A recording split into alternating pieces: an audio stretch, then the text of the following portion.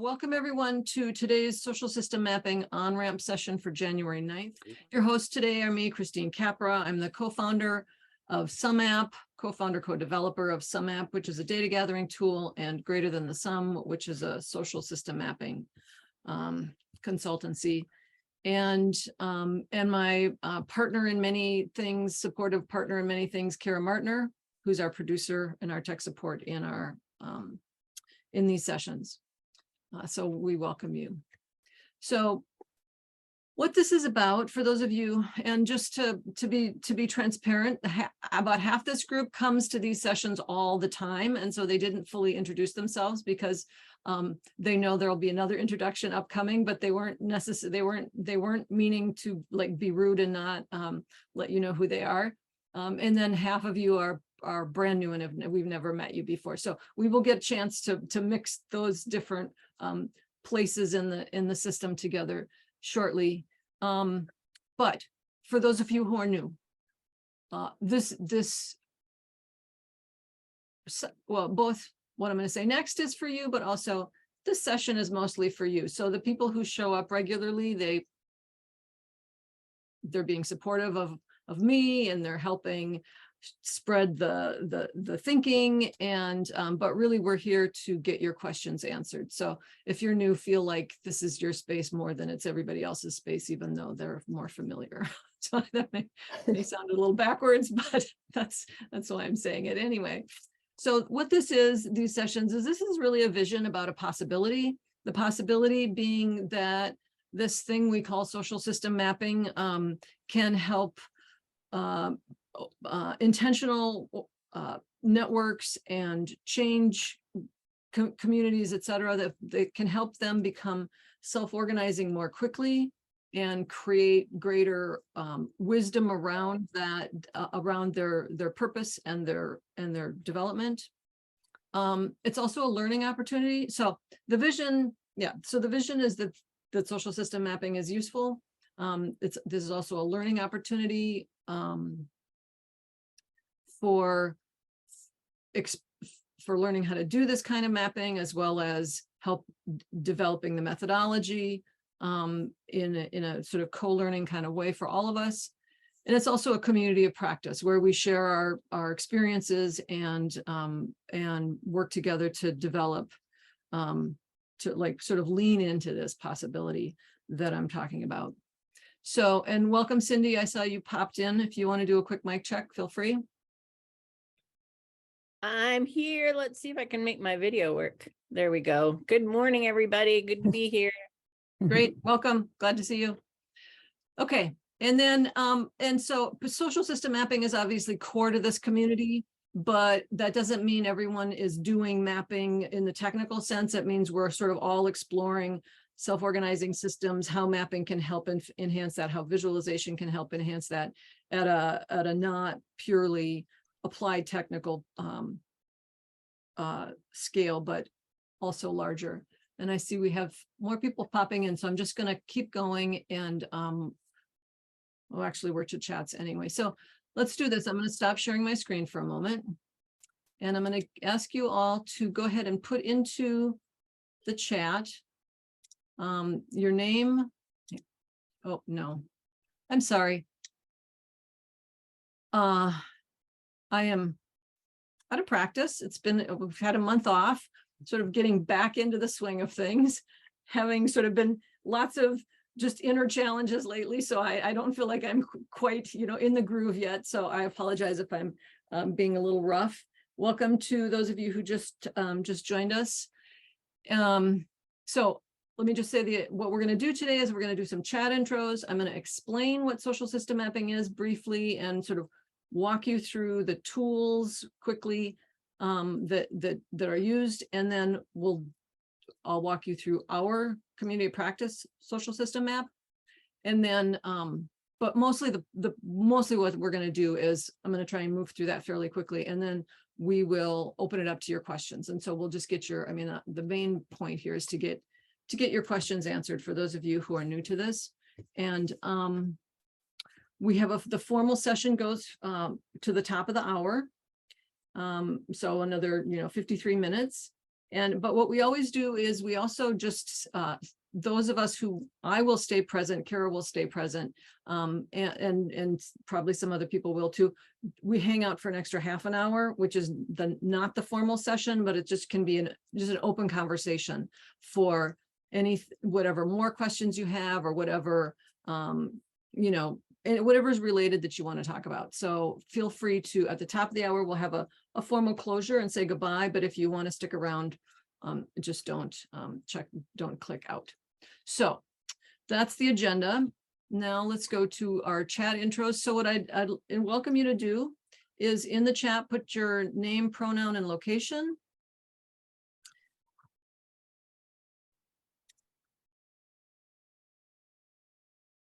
Thank you. Welcome, Margarita. Sorry you didn't get a chance to.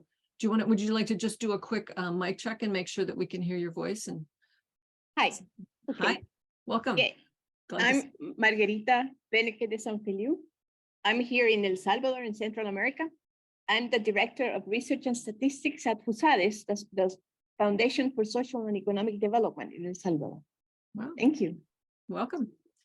And I'm going to say one, so then let's also in the chat, everyone, if you're willing, put one of the primary networks that you are part of or working with, or thinking about doing mapping with, something like that.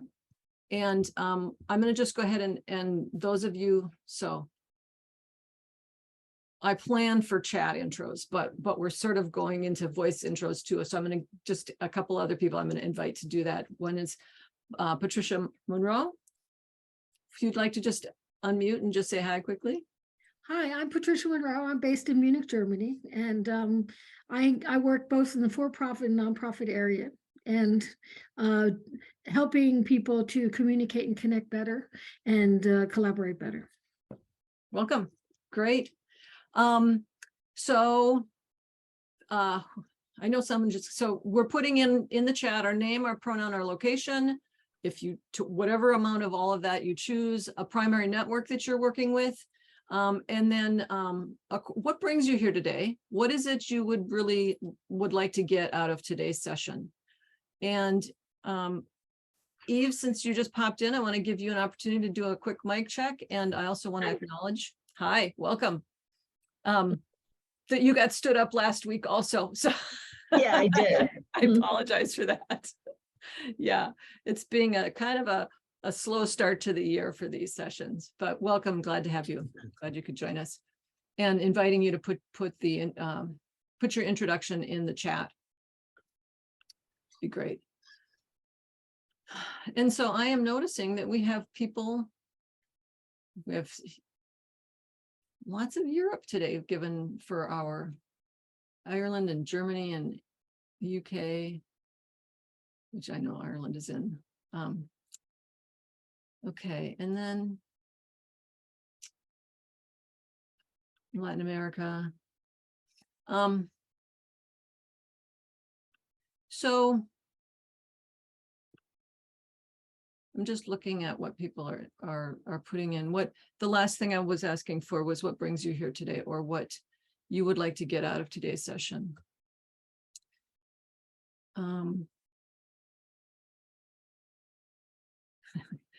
Hi, Cindy. Getting back in the swing. We're all sort of getting back in the swing together here. Okay, well, I'm going to go ahead and go back to sharing my screen, and I'm going to jump in and jump back into the presentation. So social system mapping, I say it's a mashup of a number of different kinds of mapping methodologies, from system mapping to social network analysis to like asset mapping, stakeholder mapping. All of these are kind of conceptual parents of this way of mapping that we've developed, and so they're all not in there precisely the way you would see them in their own instance, but they're a combination. And part of what social system mapping is it's using the sort of special functionality of two specific tools. One of those tools is Kumu, which some of you may have, which is used by lots of system mappers and asset mappers and people who do that kind of, all those kind of parental kind of mapping styles of mapping that we draw from. Kumu is an online data visualization platform that visualizes nodes and lines, so graph data visualization in Kumu, and it's publicly available. Anybody can have a subscription and put your data in there and make a map. So there's Kumu and there's SumApp. SumApp is the tool that my partner and I have developed, and SumApp is designed specifically to structure the data so that it works, it dovetails just fine, just wonderfully with Kumu, and also have an easy front-end user interface that gathers the data that we use to make social system maps in a way that is iterative. So you can, I call it evergreen. You can just keep your map alive. You can keep people able to, you can add new questions as your insight into what you need to be mapping emerges or shifts over time. You can continually ask people to update their connections, respond to new questions, etc. So SumApp is designed specifically for this kind of mapping, and Kumu is the visualization tool of it. So that's just my little rough diagram of how the two tools fit together. And the reason I call that out right now is because it can be confusing. The interface is meant to feel to your end users like one interface. So they don't have to deal with two different platforms. They just have one. But if you're going to make a map, you need to know which one you're in and understand that there's two. And so I like to make that clear right up front. So, extra slide. Okay. I guess that's time for me to go to here. So just a quick momentary glance. This is the Kumu tool. You can tell I'm in Kumu because there's this sort of foregrounded canvas. This is where we work to create the map. This is SumApp. So this is where we're gathering the data. They're separate platforms. In SumApp, all of your members you will load your members, you'll have a member list, and every member of the network has their own sort of interface that they put data in and that they can come back to whenever. So this is Jim. Jim's in Patagonia at the moment, but he lets me use his as an example for whatever. And so this is Jim's instance. This is my instance. So that's me. All of this is editable, custom to your context. People can load a picture of themselves. And then we have what we call this little tweet size bio space that is a quick, easy identifier for how we look at the whole network. So I'm jumping around a little bit. I know I'm going to go back but the point about the tweet size bio is that it shows up right here in this thumbnail of each person that is in the map. So what we have in SumApp is you as a map administrator would have a subscription to SumApp. You would have access to the back end where you get to design your survey and your connection questions and a lot of the other parts of the SumApp interface. And so all of this, again, this is all custom. This is defined by our community, for our community, about the dimensions in our community that we feel are relevant. So this is the data that is going to go into our map. And I'm going to get to that in just a second. My point here is simply that we have this is just to show you the interface and how it works, to show you that, I have my data here. I can come back and change it anytime. It's always available to me. This is where I can say, there's me, and I can click on Kalia and say, yeah, I know Kalia. That's an acquaintance. I might have more questions. All of these are, the map administrator, the map designer, ultimately you hopefully design the data that you gather with the community. So the community is helping to say, this is our reality. This is what we want to be able to have reflected in our map. This is what matters to us about each other, whether it's about our relationships to one another or about the individuals or organizations in the network. So your user can just go through this list and click on people and say, and answer the questions, like whatever. And again, all these questions were designed by, hopefully co-designed by the community and put into this custom. Okay, so once we've started to gather data and we've and we've gone into Kumu, I'm going to walk through this more in just a minute, but once we've done all of that, we can then link the Kumu platform, the map in Kumu, back into the SumApp interface. So here now we have our social system mapping community of practice map. This is essentially the same map as what you see in Kumu. The difference is this is an embed within the SumApp platform so that no one can hurt it. They're not able to do anything to the data or to the design, but they can and they can access it from their unique link in their own SumApp interface, so they don't have to go back and forth. They don't have to have a Kumu account. They don't have to know anything about Kumu's existence. They can just go, update their info, update their profile, update their connections, jump into the map and have access to it. And in this way, Kumu likes to bounce around when you click on things. And in this way, you can have a private map in Kumu and make this map private so that it's not publicly findable and it's not accessible to anybody without an account. But your members don't have to have an account because they can just access it through this embed. So in this way, you can keep it available to people in the map and not available to the rest of the world. Okay, so I'm going to go into Kumu itself to walk us through the map. I'm going to take a pause here and just see if anybody has any burning questions or anything that wasn't clear so far that it would be helpful if I were to clarify before we move into digging into the map. And I guess I'm going to stop sharing so I can see people, see the gallery. Does anybody have any questions that would help right now? They're coming up.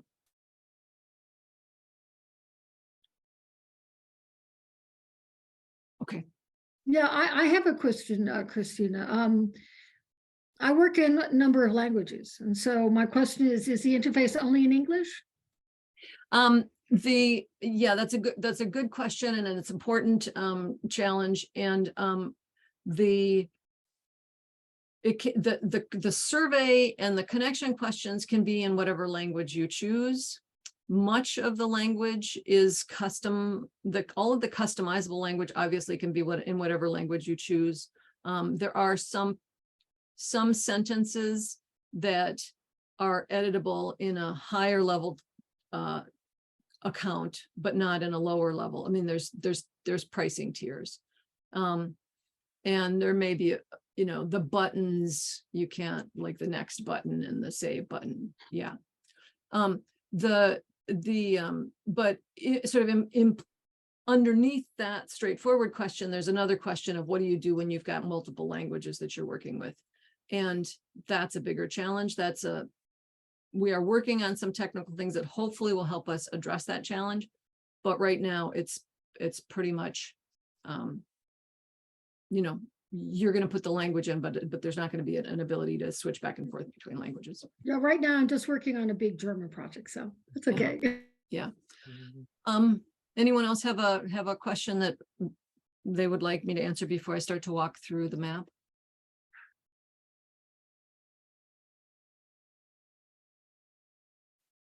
I'm just going to say again, for some of you who joined later, some of the people here know all the answers. They come all the time. They've been doing this for quite a while. And so they're not asking questions because they don't have them, But the point of these sessions is for those of you who do have questions and who have not been part of these sessions in the past. So really there's no question too dumb, and there's no taking up too much space in this context. It's for, especially for the new people. So I just want to say that. Janet. Can I come in and ask a question? So I have used Kumu a little and Summit on one occasion. Mhm. And with all these things, I suspect the art is in knowing what data you're going to be putting in. So what questions put in for to be able to map your network. And absolutely agree that needs to be co-done with the network that you're working with.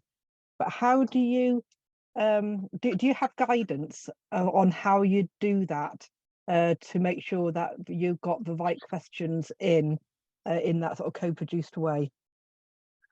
That's a really good question, and we do sessions on that occasionally. And I would say that is sort of an emergent practice, and that we're sort of all learning how to do that together. There are a lot of people in this community who are facilitators and who have, I learn all the time from people when especially with clients, when I'm doing a mapping project. You know, sometimes the person, my main contact, just has all these great facilitation methods, and they come up with processes that I say, oh, that's great, we all should be doing that. Or, you know, that's a really great approach. Having said that, there's often also constraints. So sometimes it's like people don't have the time or have the interest to show up and co-design, you know, do a big brainstorming session on what would we like to see. So there's I have a a continuum of how this can be approached, and there isn't one answer, but whatever processes you can think of. Like, one of the things that's been really useful I've found with clients lately is to set up a Miro board and have some brainstorming time where we ask some good questions, such as, you know, what would we want to know about each other? Or what are the interactions we are trying to help increase? You know, what exchanges, what flows matter to this community?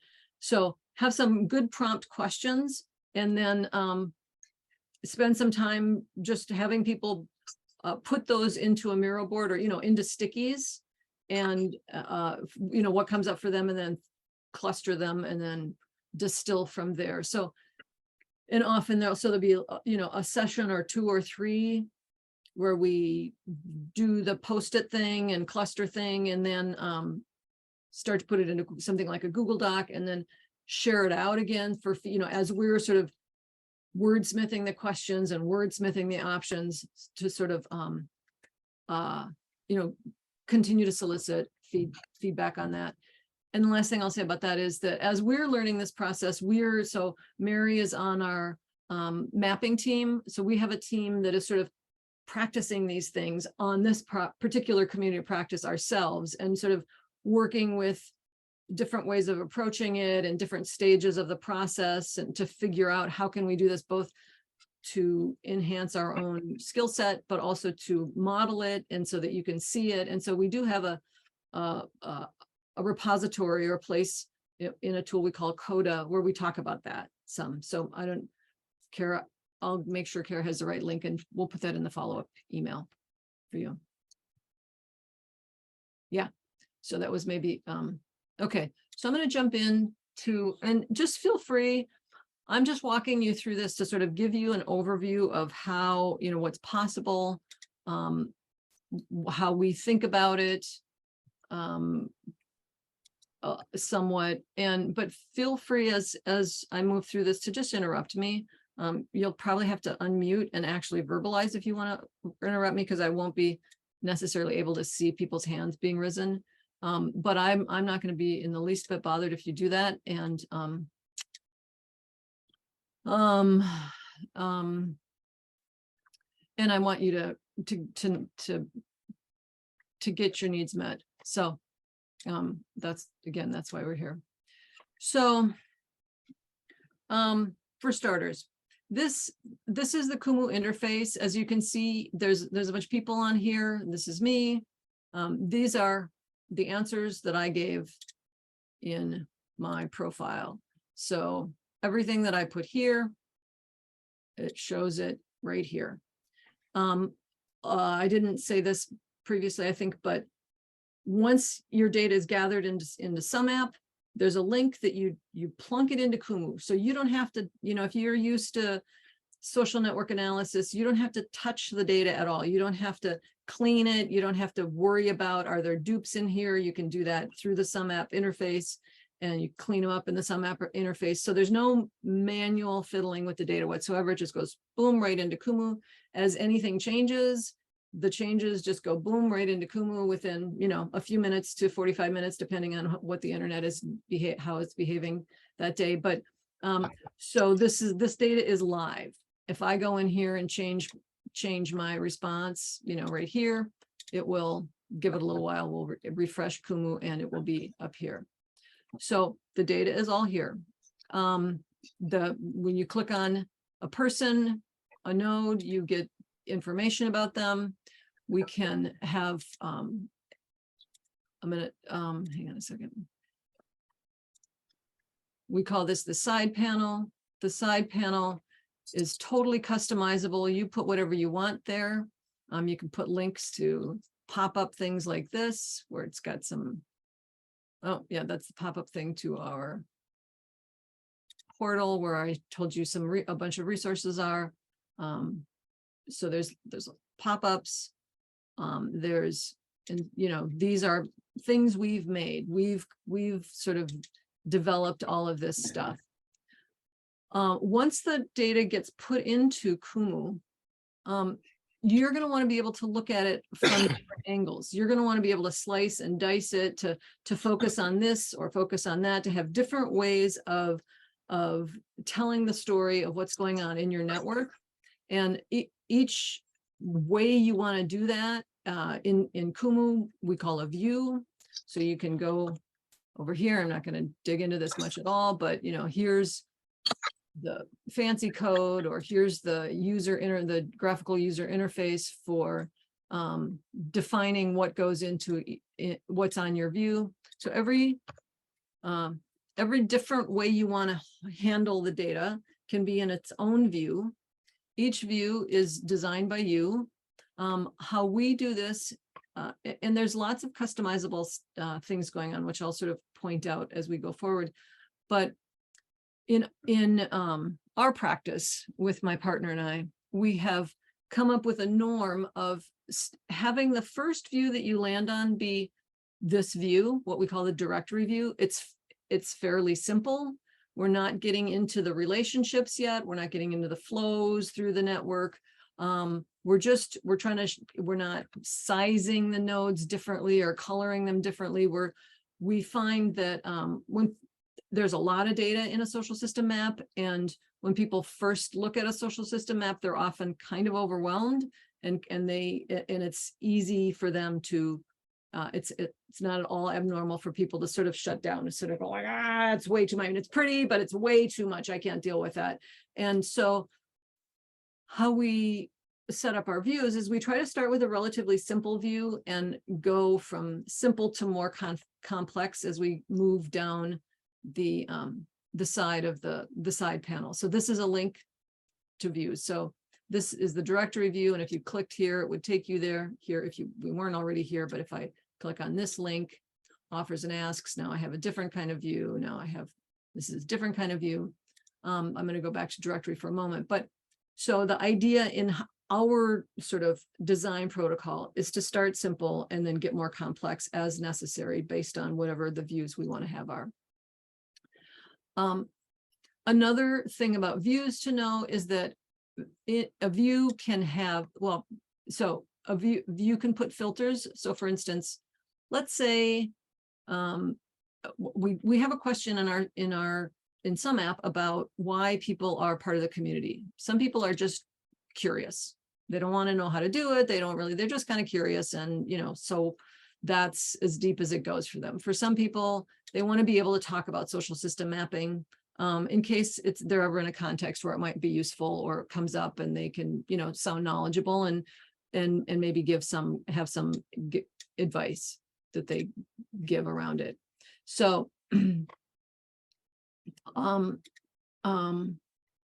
Larissa, can you put that to Kara, and maybe she can, I just got a direct message and I'm just replying to that.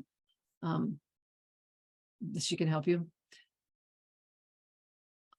So the point is, there are these various filters. So we could say, this is, for whom is this a main component of their work? These people answered that way. We could say, what networks, other outside networks they belong to, like Brian's part of the Donut Economics Action Lab, and other people are part of the Global Eco Village. So we're looking at what networks they're in. We can then also click on their interests. And so the point is, there's lots of ways you can both set up an overall view and then enable people to dig into the view according to their own sense of direction, their own guidance. So often, like with a social network analysis, you'll do a big map. The mapper, the analyst will pick some interesting statistical things and present that in a relatively static context. But the network itself isn't able to go in and dig and play on its own and say, I'm looking for someone who's doing this, or I'd like to understand these kinds of relationships. And so for the reason, so part of the philosophy of social system mapping is that we want to have it not have the data and the potential learning that comes with a social system map. We want to have that not be gatekept by the expert. We want to have it be facilitated by the expert and enhanced by the expert, but we want the whole network to be able to access it and to be able to start to use it as a way not only of developing the network and helping catalyze self-organizing, but also as a way of understanding systems, because your network is a system. And one of the things that's happening in it is there are flows, some kinds of exchanges, some kinds of interactions. You define which ones are meaningful, and all of this gives a great opportunity for network members to start thinking for you to start using languages like systems thinking, concepts and language in ways that help ease the discomfort of learning about systems thinking, or ease people into complexity using a tool and an interface that is relevant to them and is about their work and is about the changes that they're trying to make. So it makes the complexity piece applicable and meaningful. And so, but that can only happen if it's accessible and navigable by the community members themselves. So what we have in all these, we have basic ways, different ways of showing the data, as I said, the point being trying to help the whole network be able to access the information in ways that are meaningful to them. So here we have filters, which basically removes data that doesn't match whatever's in the filter. Anything that's not open-ended text. So any of these kinds of fields where there's checkboxes or radio buttons or drop downs, any of those work as filters. A couple other little bells and whistles. You can toggle these little circles here. Now I just toggled off and on a pop-up that will show up when you hover over a person, and you can see that's, now this person has a yellow border, so you can see all the people who have content to pop up. And then, so if you're not wanting to open every side panel and read everything, you can design it so that you can just sort of pop things open and sort of scan quickly. All of these things are custom designed by whoever's your Kumu expert. And it can, the doing of that can start fairly simple and easy, and it can get fairly complex. My husband loves to add, he's my business partner, who's our technical mapper expert, loves to be fancy with his Kumu stuff. So we have the, very fancy maps, but your maps could be much simpler. Lots of people's are. So moving on, so I just want to point out how filters work and how views work, how pop is, clicking on nodes works. Just the side panel, I'm just opening it with a tab button. And I'm going to move to another view. So this is our offers and asks view. Lots of communities use this kind of a framework of looking for what do people need from the community and what would they like to offer the community. So you can put that as a question in the survey, and then we can cluster on those things. So here in this context, since we're all about social system mapping, the questions are all relevant to social system mapping. In your context, like in Cindy's context, it might be about permaculture and growing things. It might be about, economic frameworks in another situation. Yeah, thanks, Brian, for answering, Eve. So once we've got that kind of information, this is called a cluster view. It's another way of handling your data, another way of slicing and dicing your data. Once you have your cluster view, so these are the different answers. And now you can see, I think you can see that there are, this is all how we designed it. Solid lines and dashed lines coming and going from this node. And I'm going to focus on the node. And if you focus on the node, you can focus on any node. It could be a person, it could be whatever is acting like a dot or a shape. And I've got the focus right now on first degree connections. So I've pulled up everybody who said they had some relationship to this particular skill or kind of activity that they either want from the network or would be willing to contribute to the network. The solid lines means, yeah, I've got that. I know how to do that. And I would be happy to help other people with it. And the dash lines mean, I don't know how to do that. And I would love help with that. So you can use this kind of a view. Both individuals can use this view to find other people that they could reach out to for some kind of help. A network steward or guardian or a network weaver can use these kinds of views to do things such as close triangles is one way we talk about it, introduce people who could help each other out, or to see what skills there are a lot of people who need, or whatever the resource is, whether it's a skill or an asset of some kind.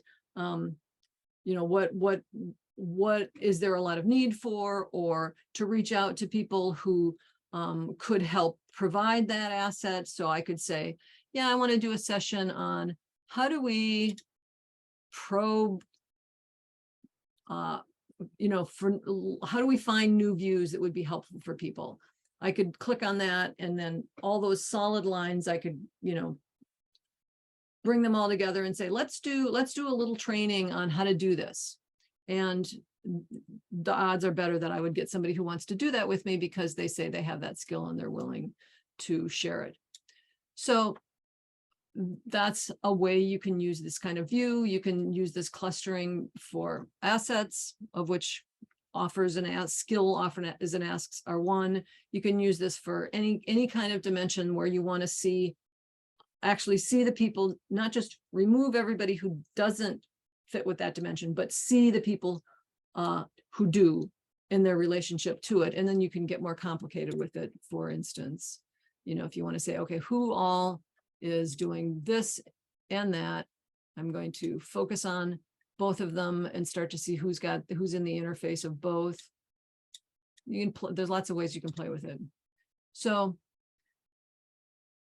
for instance, here now we're looking at what are the broader networks that people are part of, and that again, we can see, all of these people are part of the Liberating Structures Network. They know a lot about liberating structures. So if you're doing something and you want to get more, a thought partnership or support in liberating structures, these would be the people you might want to reach out to.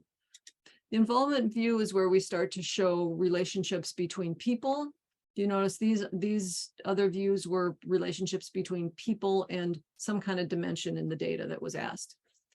Now we're looking at people to people relationships. A thing I want to point out is that in your maps, these filters, everywhere that anything that is, these are all called custom controls, and they can be anywhere. So you might see a map where these list of filters are over, the ones that we always put up here in the left-hand corner. They might be over here in the right-hand corner. They might be down in the right-hand bottom. They might be up at the top in the middle. They might be at the bottom in the middle. So all of these things for navigating are placed by the survey designer. My partner and I have a sort of set of norms that we've sort of figured out. Yeah, let's always put the filters or the controls that deal with the elements on the map. They always go in the upper right. So and then the things that deal with the connections are always, those are always on the upper left. The connections are always on the upper right, so that you start to have, there's a language, there's a place you look for things. And so you can just see, oh, there's no, if there's no connections on the page, there's not going to be any filters down here. So we try to make it so that the design that we put into our views helps people get comfortable and familiar with the overall context, even though the data itself may be changing and maybe getting represented differently. So, and again, that's all up to you. You can make up your own norms, or you don't have to use. I see lots of maps where there's no filters. There's no clusters. There's no filters. There's just people and connections, and that's all there is. So as I said, it can go from very simple. You can get started really easily to fairly complex. So here we've got, I'm going to just pause. I'm going to pause and see if anybody has questions, I think.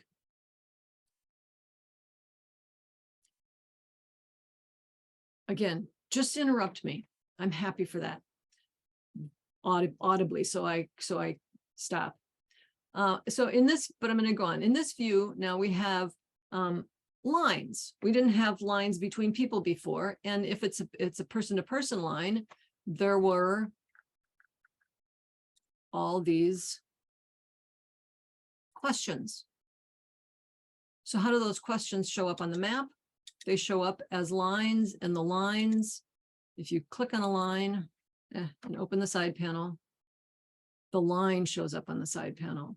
So we know this is Jane to Gabriel. It's a person-to-person link. This link was generated in 2022. They're collaborators. She's said how they collaborate, how they interact, where they get to interact, and then what they contribute to her skill set or her being. So the lines have the content of the relationship. Well, didn't change. Yeah, so this is Mary Roscoe, who's in our session today, and her relationship to Joe Mann. And so you can see stuff about the relationship, but then you can also filter on the relationships. So if we want to just see who's actually actively collaborating, we can filter that way. There's a little toggle here that my partner created where we can actually say, we just want to see the collaborators and we want to take everybody else off the map. So you can do that. Oops. This should zoom fit. Oh, somehow I filtered people down. You can always reset your view this way. And then you can zoom fit so that it fits in the middle. So now we can start to filter on the kinds of relationships, the strength of relationship, or which relationships people feel very supported by. We can, in the support relationship, we can toggle on a thing where now all these are colored yellow because there's some content when it talks about support, and we can click on that content and, oh no. Okay, it's just coloring it. I thought it would hover over. Always something to fix with Kumu, but there's just like all these ways we can fiddle with the data, fiddle with the connections, with the nodes. And then the last thing I'll say before I stop and let you guys have some, I intended to give you more time to answer questions, but I got a little bit deep in the weeds here. We have this thing called the time tag view. Because SumApp is gathering data perpetually over time, we can now start to say in the same map, we can say, take a snapshot in year 1, in year 2, in year 3, and see how the network has changed over time. That can be a yearly snapshot, it can be a quarterly snapshot, it can be, you define the timeframes. They're totally adjustable. In this instance, we've got, so this is what our network looked like. Let me just make sure I've got everything back on the page. Okay, so this is our community of practice social system app, and this is what it looked like in 2019. It was a much smaller community. In general, there were fewer people on the map. There were 19 elements, 41 connections, and a density of 0.12. In 2020, a year later, we had more elements, more connections, starting to get a little less dense because we were adding more people. In 2021, again, more elements, more connections. In 2022, we have grown again some more. So you can start to see, are you just getting more people but not much denser? Are you getting more connections, the same amount of people, more connections, etc.? So that's the time tag view, and that's the one thing that you can do in social system mapping that I don't know of any other place where you can do that without a whole lot of data wrangling.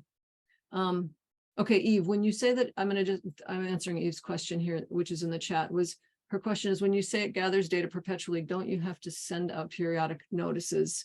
Yes, you have to send out, if you go into SumApp, there's a place, here's the back end, where you launch your data, and you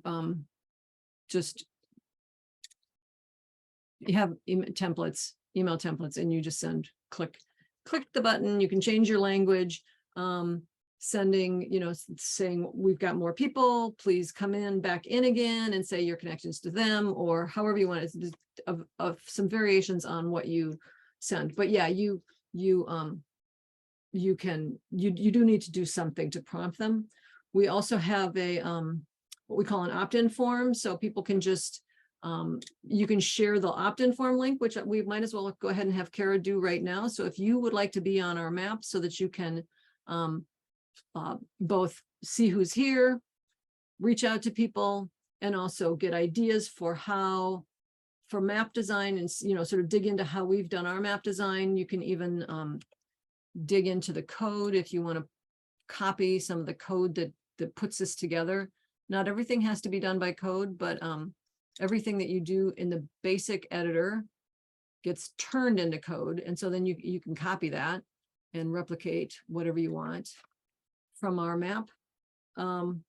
Janet, so I'm gonna stop here, and I'm gonna start with, so Tom, do you want to just say your question? Yeah, sure. Out loud. Yes, it's about time tagging, and I can see where, starting today, every time something hits, it gets time tagged. But we're also trying to recreate things that might have already happened. Is it possible to post-date? Is it by already happened? Do you mean like you set up SumApp a year ago and you've been gathering data in SumApp a year ago and you want to post date, or do you mean they knew each other 2 years ago and they haven't? Right, they want to. Not yet. No, we can't load. Starts at. It starts from when you start the map. So when you start gathering data, you have timestamps, and you can reconfigure your timestamps going forward. So if you don't set up your timestamps until 2 years in and you go, oh, now I want timestamps, no problem. You can go back to the beginning of the project, but you can't load timestamps from prior to the beginning of it's just real time. There's no Okay. you can't tweak them in any way. Yeah. Thank you. Yeah, Janet, do you want to go ahead? Sorry. No, go ahead. Margarita, go ahead. Yes, just following on what Tom just said, Mhm. can we just, like we want to do, we want to create that history of our 10-year anniversary of our network. So we might have a timestamp from today, but we might create relationships in the past, something like that. Is that possible? Yeah, so how you could do that would not be, would be to not like, so some app inherently, we made it so that there's this inherent functionality that can be an afterthought to you about the history that's in some app. You won't be able to do what you're talking about using that. But if you have a data set that, now you can add pre-existing data about the nodes in the map. In other words, you can say who's in the, who, you know, who the people are or the organizations are, but the relationships you'd have to put in manually. But you could, if it's not too big a network, you could put them in manually, and you could have within the connection questions, you could say, what year did you start working together? And so you could do a manual workaround of that. It doesn't give you the slickness that we built in and, you know, wanted to provide, but it's possible. So anyone, so feel free to jump in.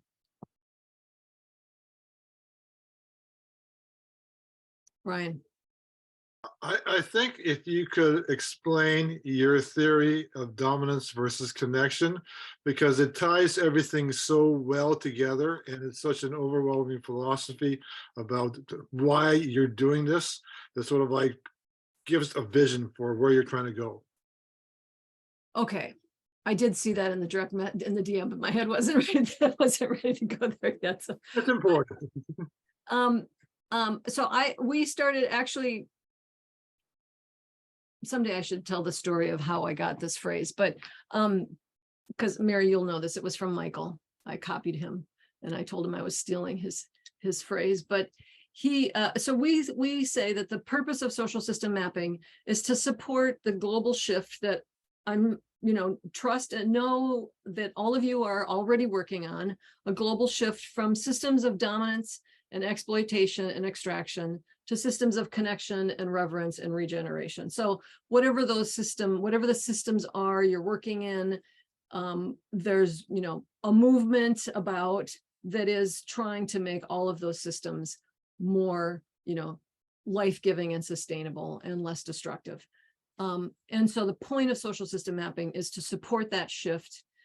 And so part of our, so part of the, you know, the design principles as we think about mapping have to do with how do we map in ways that support that shift. So how does mapping, you know, some communities will say that maps have been used to oppress them, or maps have been used to extract from them or to exploit them. And we want to be very, very sensitive to that potential of any kind of map to be extractive, dominating, and exploitive. And as we're designing our methodology, as we're implementing, we're really trying to work at every step to think about how do we do this in a way that shifts that paradigm, that undoes that damage, that approaches this in a new way, in a more collective way, in a more ontologically open way, etc. So if there's like, Brian, we have to stop in just a couple minutes, but if I left something out that felt critical to you, if you want to toss that in, I invite you to do that. The reason why I think that's important is because some app not only lets you see the internal connections and do that at a finer grain level so you understand what your community is really about, it also helps you see the network horizon of your network and where you stop at and where you need to extend beyond in order to have change in the world. Because if your network is just isolated, you're not really doing anything.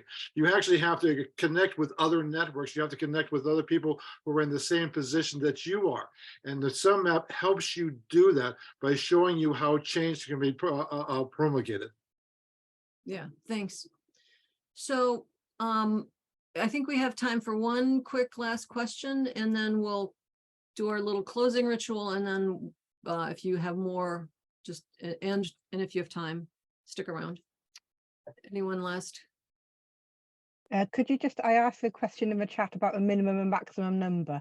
Oh, yeah. Is there a minimum and maximum number of size of? the map? There is no minimum, and the maximum can be, but a regular account, the maximum is 1,500 members.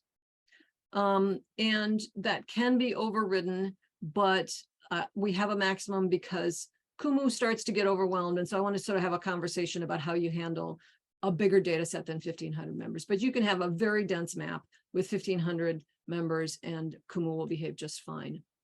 And you made me think of one last thing I didn't say, which I should have pointed out, is that SumApp also has developed, you can map people and organizations in a way that enables each one to have its own survey. So a different kind of survey for people than you have for organizations, and for there to be connections that are defined appropriately for people to people connections, organization to organization connections, and then person to organization connections as well. So there's 3 different kinds of connection questions based on the type of node.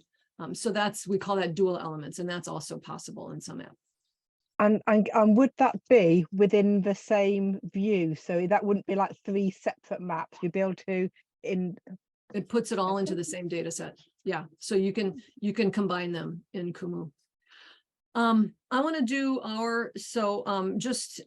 I really like to respect everybody's time and to have a simple closure, and to leave you for us to all be able to anyway.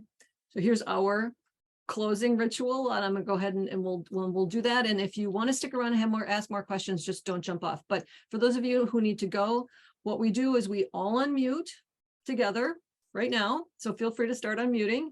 I'm going to count down in just a second. I'm going to count down from 3 to 2 to 1. And when I get to 1, we just all give each other our blessings and our good wishes for the rest of the day. And then feel free to jump off as you need to. So if we're all ready, 3, 2, 1. Thank you so much. Thank you. Thank you so much. Have a Have wonderful a great year. Good to see you Blessings. again.